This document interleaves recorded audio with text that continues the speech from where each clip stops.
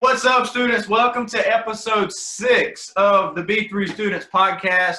I am so excited because I had to pull a lot of strings to get our guest on our podcast today. You may know him as Pastor Jeff. We got Pastor Jeff in the house on the podcast today, so he's excited to be here. And we're just going to do a little Q&A with Pastor Jeff because I don't know anybody more fun or entertaining than Pastor Jeff. And it's awesome because he also loves Jesus in the Bible. So it's just an all great package that we get. So Pastor Jeff, how you doing, man? How's it going?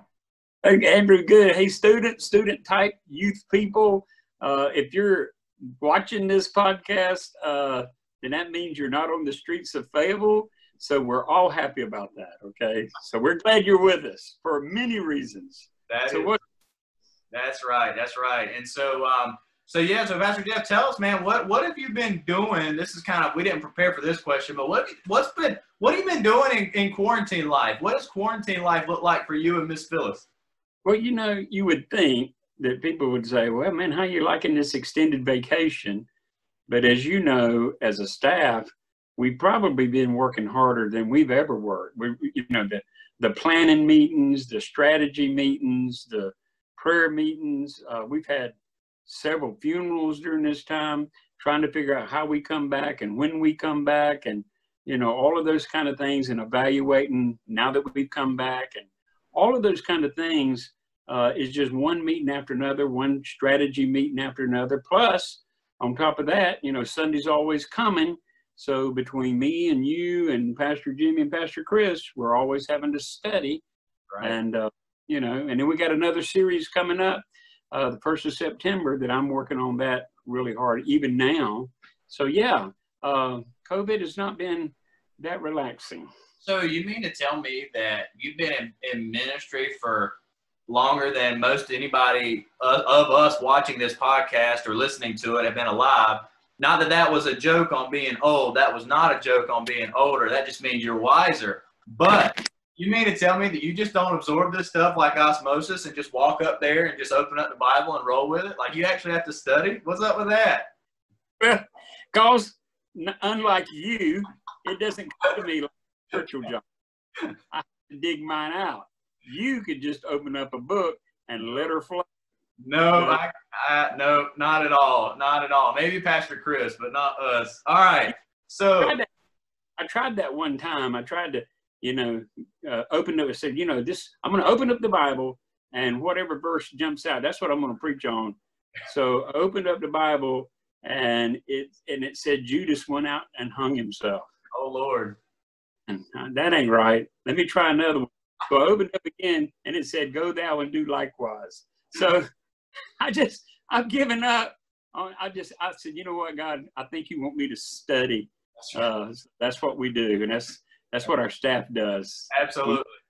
When we get up behind that pulpit, you better know that each one of our guys have spent a lot of hours in study. That's for sure.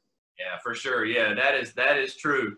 That is true. All right, so we're going to do a little Q&A with Pastor Jeff, and we're going to try to be quick and brief because he's busy and he's got a lot of things going on, and there's a few things I've got going on, and you guys have things going on, and you don't have all day to sit down and watch us talk. So, Pastor Jeff, let's introduce the students to who you are. So the first question that we have is really just an easy one. Like, what led you to Jesus? Like, what was that like in your life when you came to know Christ?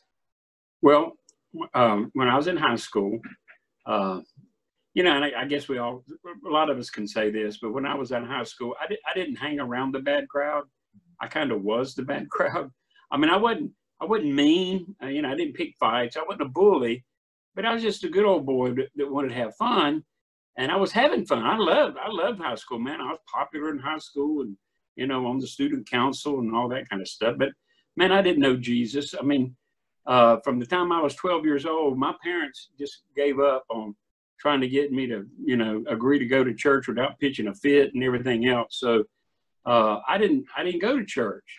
But what happened is I met a girl, and that'll change everything, man. And I'm preaching to the choir now, because you know what that's like. I do. Who really did know Jesus, and she was different, and she looked good. That didn't hurt, and she looked good. And so I tried to get her to date me. And so this was in September when I met her. Well, she finally agreed to date me like in April of the following year. I wore down. I said, come on, just one date. So anyway, so she said, well, here's the deal. If you date me on Saturday night, then you got to go to church with me on Sunday. I said, really? She said, that's the deal. Well, that woman looked good. So, okay, I'll do that.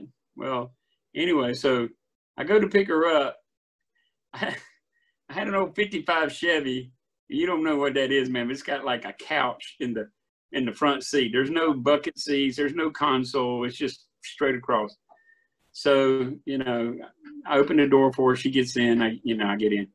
And she immediately reaches in her purse and pulls out a Bible and puts it down between me and her. I said, what's that all about? She said, listen, I know you. I know your reputation. She said, so I just want to let you know, you got to go through Matthew, Mark, Luke, and John before you get to me. Anyway, so I knew it was good. And her daddy had told me, man, you have her in by, 11 o'clock. I'll come looking for you. I know where the bodies are buried, the whole thing. So I had her home before 10:30, I guarantee you. So then the next day she calls me and, tell me, hey, get up, let's go to church. So I did. It was a real Bible preaching conservative church. And the preacher at that time, he was preaching against liquor by the drink. I'm from Charlotte. So Charlotte didn't have all those open bars and everything like they got now. So the preachers were preaching, against, bars and drinking and all that. Well, I just thought she brought me there so I could, get hammered on. I even accused her and said, why did you tell him I was coming? And she said, he don't know you're here. Then she started talking to me about the Holy Spirit, about conviction. Well, anyway, make a long story short, about, 5-6 months later, I received Jesus. And it's because of her standards that she was not going to compromise. And then a couple of people praying for me. One of my best friends to this day was the first person that ever told me, I'm praying for you. And I hated it. And I wanted to get in a fist fight with him, but I couldn't shake it. I thought, man, am I that bad that people are actually praying for me? So that got me thinking. So anyway, so I came to know the Lord in that same church. Oh, by the way, the other part of this story is I asked her to marry me, and she said yes. So we've been married for over 46 years. Awesome. So Earl was Miss Phyllis. That's right. So, story, man, it's true. And all of it. That's not fake news. That's really, really, really true. That's the real news. Yeah, that's awesome. And I can definitely relate to that. Although when I met Brittany, I had already come to know Christ, so I was already good there. But it took me to a whole nother level as far as accountability and all that kind of stuff. And I'm telling you, listen, ladies, guys too. I mean, like there's a lot of wisdom in that story right there. I mean, to think of the boundaries that were set and all that kind of stuff. I know we had them in our relationship with Brittany and I, because those desires are there. They're there on both sides to be tempted to do other things and all that kind of stuff. But man, it's I like what Phyllis said. You got to go through Matthew, Mark, Luke, and John before you get there. And she probably also would have said the writings of Paul and everybody else to follow that. So all the way to the book of Revelation to the Jesus. That's awesome. That's awesome. All right, so we'll flash forward a little bit. So obviously we know, Pastor Jeff, you've been in ministry for a long time now. So what really led you to go into ministry, especially the call to pastoring and all that kind of stuff? So what was that like for you? Well, for me, the one word was get involved, start serving. That's if you can couple, and I was in a church, it was a real Bible believing church. So if you couple some good Bible study with serving, getting involved, being a servant, then those two combinations really work. One without the other doesn't work. You get all Bible study, no serving, that doesn't work. You get all serving, no Bible study, you're gonna get tripped up. So you couple those two things, but in that days, the church we were in had a big bus ministry. That's back in the 70s when all the churches had bus ministries. And so me and Phyllis, we'd get up early on Saturday, go to the church, have breakfast at the church with with all the bus captains. And then we had a bus, and we'd go visit these little kids and invite them to church. And then the next day we'd get up and go pick them up on the bus. So, get involved, serving, doing ministry is what really turned my crank and got me thinking, well, maybe this is what God wants me to do. And so I just started praying about it. So then Phyllis and I got married, and but I was still motivated. But she didn't marry a preacher. I wasn't a preacher. I was working at the bank at that time. And so I knew she didn't marry a preacher, but I felt like God was calling me to ministry. So we'd been married for several years, and I'll never forget it was on New Year's Eve of 1974. And I know that's ancient, and we had just gotten off our dinosaur, whatever. But anyway, so it was New Year's. So it was New Year's Day, 1974, but it was like 2:00 in the morning. We'd had some people over, and we had New Year's party and all that, and everybody had gone home. So I'm not asleep. And so here it is about 2:00 in the morning. I said, "Are you asleep?" And she said, "No." And I said, "I got to tell you something." So when your husband wakes you up at 2:00 in the morning and say, "You got to tell you something," it ain't good. Good. I said, "What? What is it?" And I told her, I said, "Well, it's the new year. I can't put this off any longer. I just feel like God's calling me in ministry, and I know that means I got to go back to school. I got to get my college. I got, anyway." So I was so afraid of what she was going to say, because like I said, she didn't marry a preacher. I mean, it'd been easy for her to say, "Well, listen, you go ahead. I ain't going, whatever."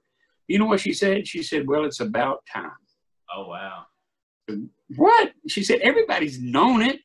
Everybody's known that that's what God's doing in your life. You're the last one to see it," which really brings me to the point that when you're trying to discover what God wants you to do, a lot of times other people see it before you do. Right. So if somebody's ever said, "Hey, you bless me in this," or "I think you're good in that," you need to pay close attention to that, because that may be God using them to help the direction of your life.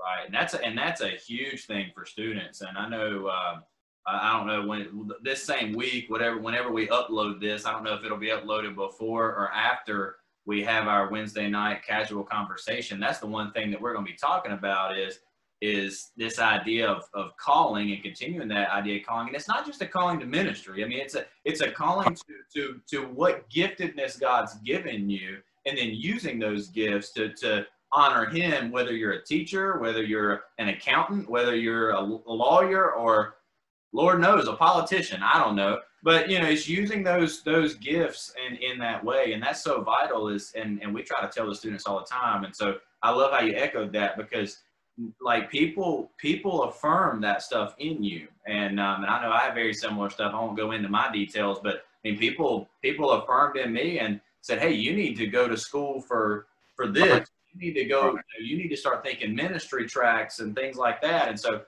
yeah, very, very good advice there for sure. Yeah, it's important. Listen to somebody when they say, "Man, you're good at this," or "You bless me in that," or listen to that. Yeah, absolutely. Absolutely. That's wise words from Pastor Jeff right there, y'all. And you only heard it here.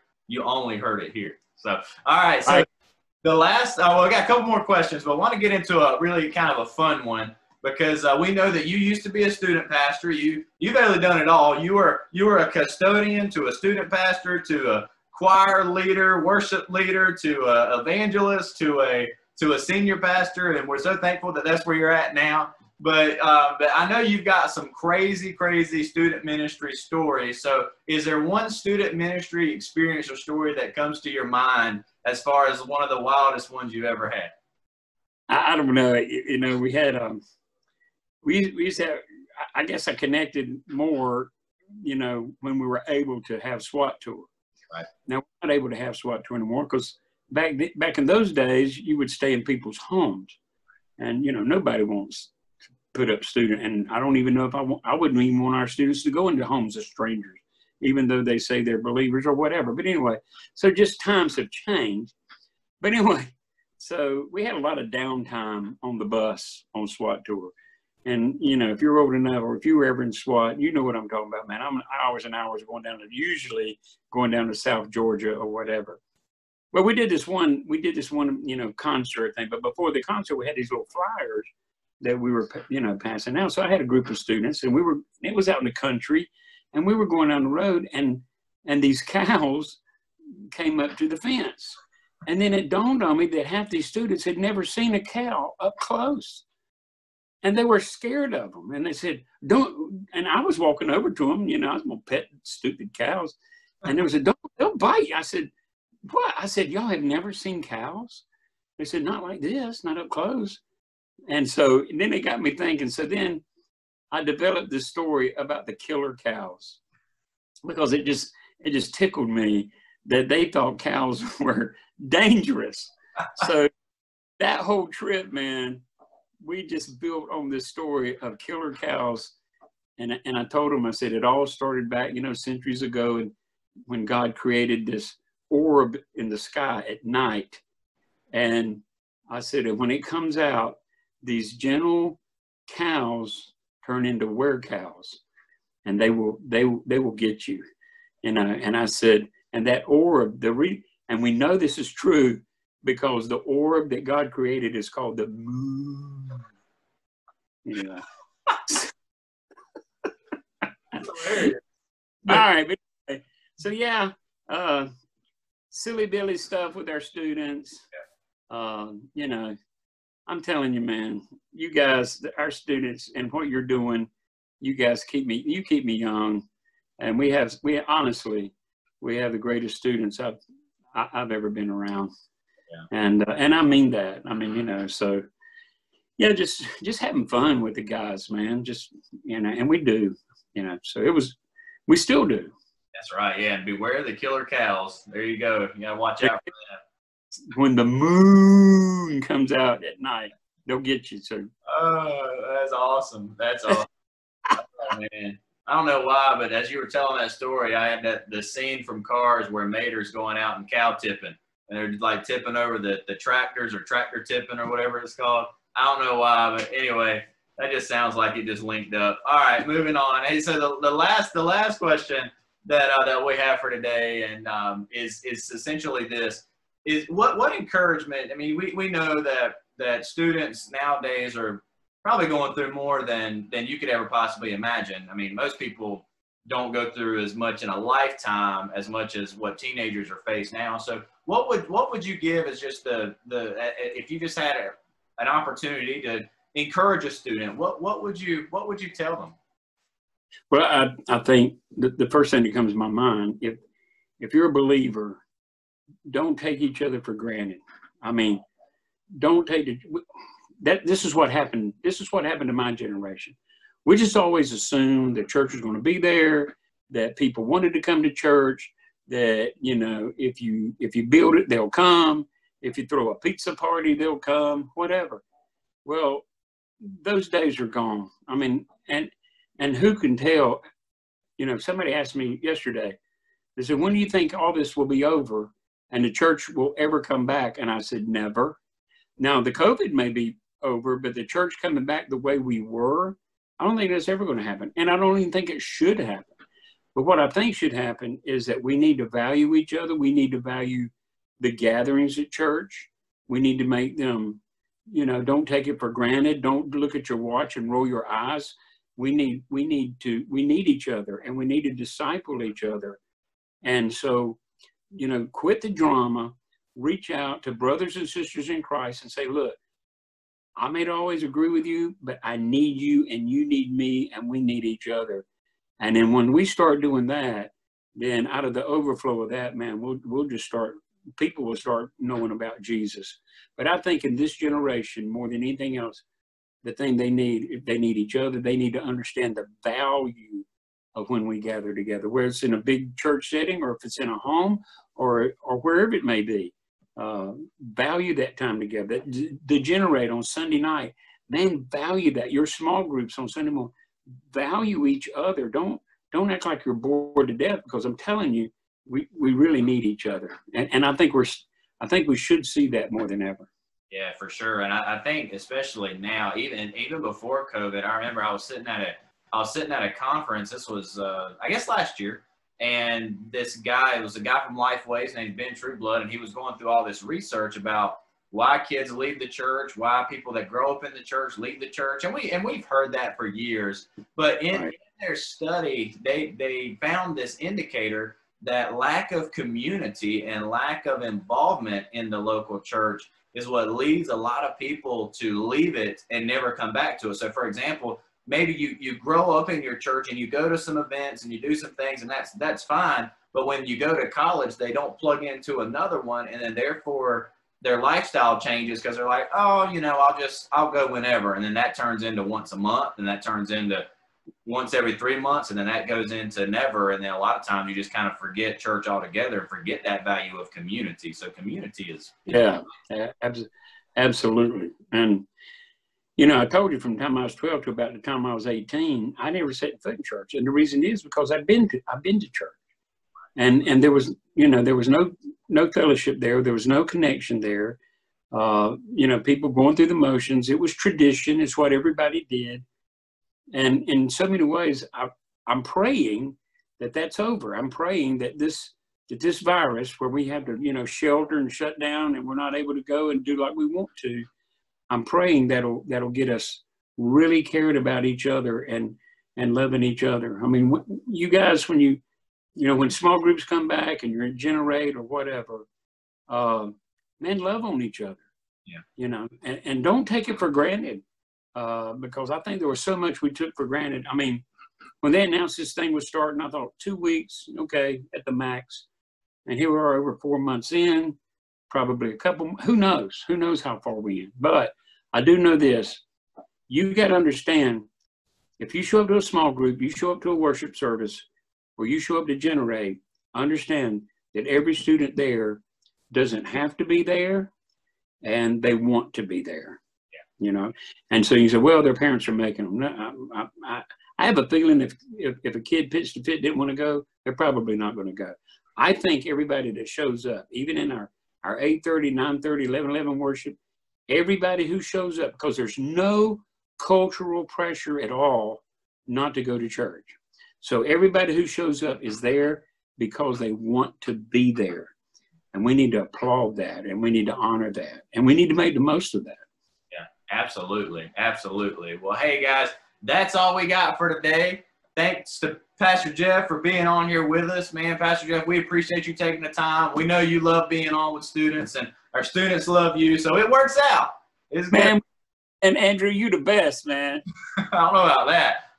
I try to do what we can around here. But hey guys, we're gonna call it a day. Be looking out for our next episode next week. We're gonna be beginning our study and our deep dive into our series Stranger Things at Generate, beginning this Sunday, the Sunday that this is published, that is. And we're going to be talking about angels and demons and all that fun stuff and what the Bible has to say about all that. We are not going to answer all the questions on that, but we're going to do our best to at least lay a foundation of what it means versus Hollywood and what they portray. And so I want to make sure that we get that right. But in the meantime, hey guys, make sure that you like, and I think we usually say it like this, smash like that button, and make sure you do that. Make sure you subscribe so you can get all of our content when we upload it. Y'all know we upload it weekly, and we will look forward to being back on next week. Make sure you check us out for Casual Conversations. The podcast is weekly. Generates live on here as well. So you've got plenty of opportunities to stay connected even when it feels like we're disconnected. So, hey, we love you guys. Thanks again, Pastor Jeff. And we look forward to seeing you guys when we get to see you. Love y'all. That's right. God bless you guys.